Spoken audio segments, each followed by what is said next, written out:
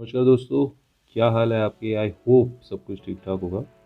आज हम आपके लिए केस लेके आए वी एल ट्रेडर्स का। ये सामने आप देख सकते हैं वी एल ट्रेडर का सामने एडवांस रूलिंग ओपन हुई हुई है। पर एडवांस रूलिंग स्टार्ट करने से पहले फटाफट इसका सी जी एस टी एक्ट का सेक्शन हम रेफ़र कर लेते हैं, जिससे हमें ये एडवांस रूलिंग समझने में आसानी होगी। ये एडवांस रूलिंग बहुत ही ज़्यादा यूज़ होने वाला सेक्शन है।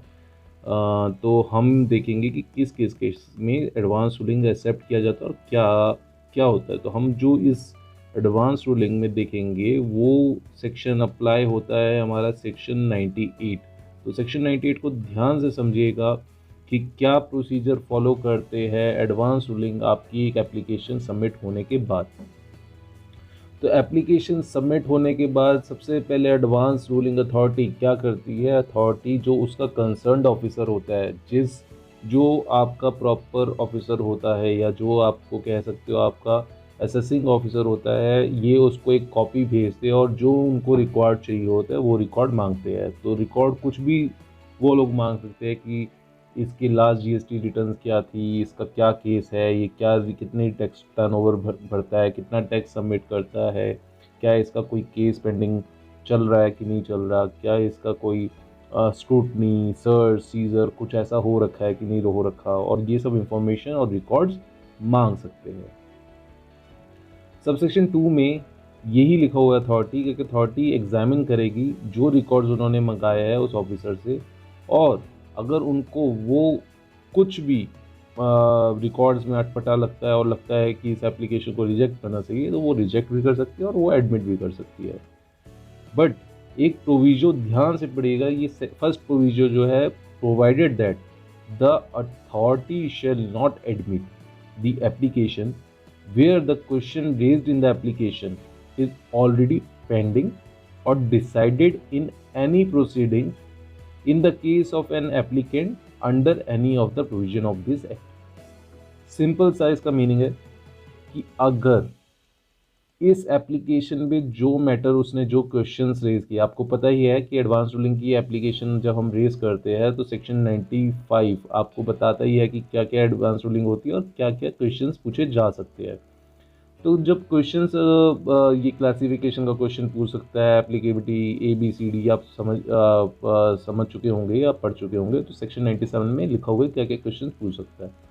और अगर इन क्वेश्चंस का ऑलरेडी कोई प्रोसीडिंग चल रही होती है तो डिपार्टमेंट के पास अपनी डिपार्टमेंट के पास ये अथॉरिटी है कि वो इस एप्लीकेशन को सीधा सीधा रिजेक्ट कर सकती है और कहे कि नहीं भाई साहब, क्योंकि आपका ये ऑलरेडी मैटर किसी और प्रोसीडिंग्स पे चल रहा है, हमारा टाइम वेस्ट मत करो और ये प्रोसीडिंग्स को वहीं पे कंटिन्यू रखो और नया मैटर यहाँ पे मत लिखियो। क्योंकि आपको पता ही है इंडिया में कितने केसेस चल रहे हैं कितने, और अगर एक केस को चार चार जगह एक बंदा रेस करेगा तो सोचिए गवर्नमेंट डिपार्टमेंट के लोगों का कितना टाइम जाएगा, जुडिशल्स का कितना टाइम जाएगा एक केस को रिजॉल्व करने में। इसलिए जुडिशल्स का ये कहना बहुत सही है और इसलिए ये प्रोविजो डाला गया है। तो अब आपने समझ लिया इस प्रोविजो का बैकग्राउंड, इस एडवांस रूलिंग के बैकग्राउंड को, और अब आते हैं हम एडवांस रूलिंग की अंडरस्टैंडिंग पे कि एडवांस रूलिंग में क्या क्या हुआ। तो हमारे वीएल ट्रेडर के मालिक, जिनका नाम विपुल भाई लालजी भाई दो दारिया था, ये उद्योग नगर गुजरात के, सूरत गुजरात के हैं, जिन्होंने एक क्वेश्चन पूछा 97 सबसेक्शन 2 में, जो कि कवर होता था क्लासिफिकेशन ऑफ गुड और सर्विस और बोथ। हेमंत देसाई एडवोकेट थे इनके और ईश्वर जवानी सीए थे इनके। तो इन्होंने सिंपल सा पूछा कि भाई हम ना एक पापड़ का बिजनेस करते हैं, ठीक है, पापड़ ठेपला खांडवी ये सब बिजनेस करते हैं, बट इन्होंने क्वेश्चन जो पूछा वो पापड़ से रिलेटेड था। उन्होंने कहा भाई देखो हमारा काम सीधा साधा सा है, हम क्या करते हैं पापड़ जो अनकुक होते हैं या सेमी कुक होते हैं उनको अलग अलग शेप साइज में बना के भेजते हैं, भेजते नहीं है सॉरी बेचते हैं। अब बेचते हैं तो मुझे एक इसका टैक्स कोड बता दो ताकि हम टैक्स कोड जो आप बताओगे हम वो लगाएंगे और उस परसेंटेज पे हम बेचेंगे। बात यहाँ पे ख़त्म हो जाती है। तो उन्होंने सीधा सा पूछा मेरे को टैरिफ हेडिंग बता दो और उसका ग्रेड बता दीजिए। तो क्या होता है, जैसे ये जाता है तो डायरेक्टर जनरल इंटेलिजेंस यूनिट के, उन्होंने कुछ सबमिशन आती है। मतलब सबमिशन कैसे आती है, अथॉरिटी सबसे पहले क्या काम करता है, अथॉरिटी ना DGGI को सूरत को भेजता है कि भाई ये बंदे का मुझे लगता है शक, क्या शक कि इसका केस कोई पहले से चल रहा है? तो आप मुझे कंफर्म करके बताओ, क्या कि कोई हमने CGST SGST एक्ट में कोई क्या प्रोसीडिंग इसके अगेंस्ट चल रहा है? क्या इसके अगेंस्ट कोई समन है? क्या क्या इसके अंडर कोई सर्च इंक्वायरी इनिशिएट कर रखी है? तो DGGI सूरत के डिप्टी डायरेक्टर बोलते हैं कि हाँ भाई ऐसा कुछ इनका केस चल रहा है। फ्रैम्स करके एक है कि जिनको तेल में डालो तो फ्राई हो जाते हैं, या उसी से रिलेटेड, पापड़ से रिलेटेड इनका केस ऑलरेडी चल रहा है, और ये लोग पकड़े गए हैं केस में जहाँ पे इन लोगों ने HSN गलत यूज़ किया। 2106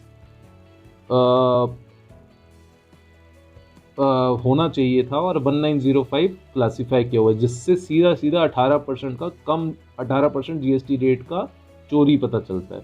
तो इन्होंने कहा कि भाई ये ऑलरेडी इनके इनिशिएट कर रखा है, हमने सर्च इनके मतलब हमने इन्वेस्टिगेशन स्टार्ट कर चुकी है, और इन्वेस्टिगेशन क्योंकि ये स्टार्ट हो चुका है सेक्शन 70 CGST एक्ट में, इसका मतलब है कोई ना कोई प्रोसीडिंग स्टार्ट हो चुका है। तो जैसे ही ये अथॉरिटी को पता चलता है तो वो बुलाते हैं इन लोग को, हेमंत देसाई को और अपने ईश्वर जवानी को। 2-3 मीटिंग्स होती है। ये लोग कहते हैं भाई क्या आपने मजाक बना रखा है, जब हमने कह रखा है कि प्रोसीडिंग्स कोई भी CGST एक्ट में है वो आप यहाँ पे लेके नहीं आ सकते, तो क्या आप हमारे साथ टाइम पास कर रहे हैं क्या? तो अथॉरिटी इनको बहुत प्यार से डांटता है और बोलता है कि भाई अपने टाइम की भी कदर करो, हमारे टाइम की भी कदर करो, और इन पे 2-3 बातें बोल के इनको डराता भी है, धमकाता भी है, इंडियन पिनल कोड की भी रेफरेंस लेके आता है, और इनको बोलता है कि भाई हमको राणा जी माफ़ करना, गलती तुमसे जो हो गई। तो यहाँ पे लास्ट पे एप्लीकेशन को रिजेक्ट किया जाता है क्योंकि ये नॉन मेंटेनेबल है और ये इनएडमिसिबल है।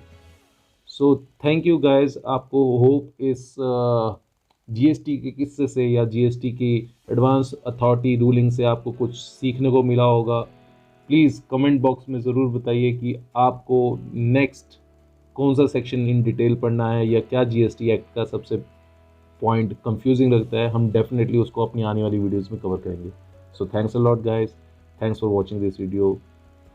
Karanjit Singh signing it of.